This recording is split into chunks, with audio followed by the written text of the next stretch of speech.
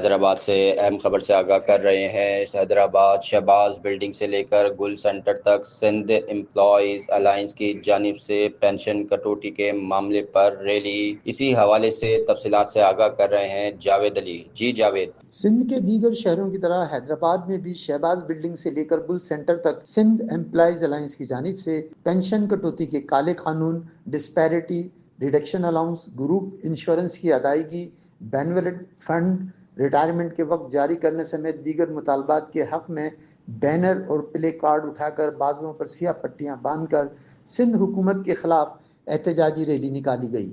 اس موقع پر سخت نعرے بازی کی گئی اور مطالبہ کیا گیا کہ ملازمین کو ان کے حقوق سے محروم کیا گیا تو آئندہ سخت لاء عمل اختیار کیا جائے گا۔ احتجاجی ریلی سے سندھ امپلائیز الائنس کے چیئرمین حاجی اشرف خاص خیلی، سید سردار علی شاہ، ایپکا امن گروپ کے صوبائی جنرل سیکریٹری شاہد سومرو، ساجن انصاری، شمشیر پالاری، ایاز کورائی اور دیگر نے خطاب کرتے ہوئے کہا کہ اگر حیدرآباد کی ریلی دیکھ کر بھی سندھ حکومت نے ہوش کے ناخن لے کر سرکاری ملازمین کے جائز مطالبات تسلیم نہ کیے تو کراچی میں دمادم مست قلندر ہوگا۔ ملازمین سے وعدہ کرتے ہیں آپ نے ساتھ دیا تو کنٹینر پر چڑھی قیادت سب سے آگے ہوگی اور حکومت کی گولیاں اور شیلنگ ہمارے سینے کھائیں گے۔ انہوں نے کہا کہ اپنے حق اور اپنے بچوں کے لیے آخری سانس تک لڑیں گے۔